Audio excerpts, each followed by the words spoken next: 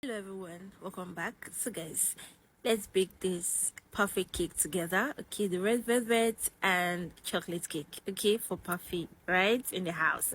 So let's begin. So first thing you should do is put in the flour, sugar, cocoa powder, baking soda, baking powder. Okay, in a bowl. Okay, so use a whisk and mix that thoroughly. All right, so after mixing, make sure that you're not seeing anything like the white powder or something.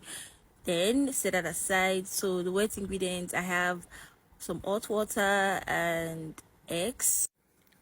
So guys, when you are baking, add the eggs one at a time. Okay, adding the eggs one after the other. Okay, and making sure that the previous one has been absorbed. Okay, so you reduce the mortar, meaning you reduce the hand mixer or the standing mixer, whichever you're using. Okay, pour in the buttermilk and mix again, then pour in vegetable oil, you mix again. All right, so you set that aside.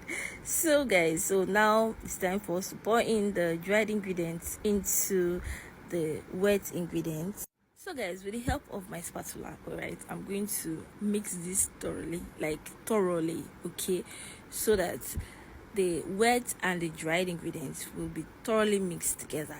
All right, so I was supposed to use the mixer. Okay, that's my hand mixer, but I just chose to use this because you should not over mix this batter.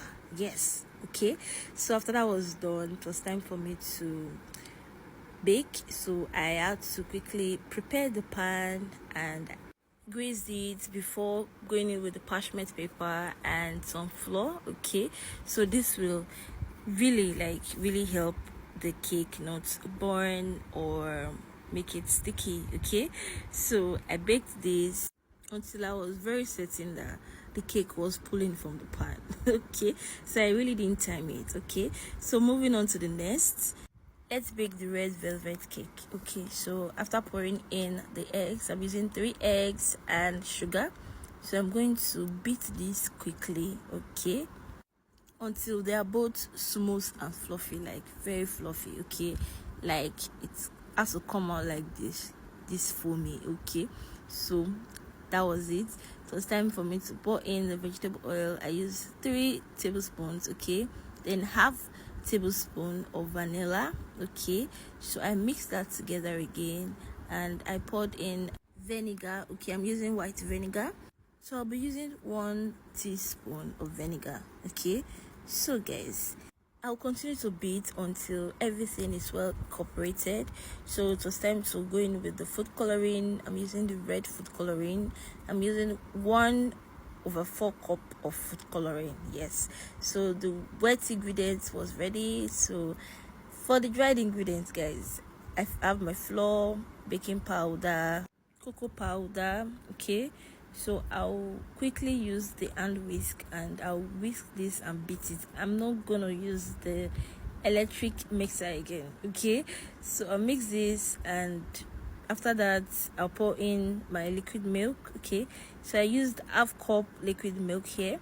The milk was not cold, like this was actually, or that was actually, the room temperature kind of milk. Okay, so I greased the pan again with parchment paper and I dust some flour, then I poured in the butter now. Okay, so but before now, guys, I have already preheated my oven. Okay, so 350 degrees. Okay, so it was already hot even before I baked the chocolate cake. Okay, so guys, this is it, right? So please do let me know what you think about this in the comment section. Okay, if you'll be trying this out, guys, it was fluffy, it was nice, it was soft.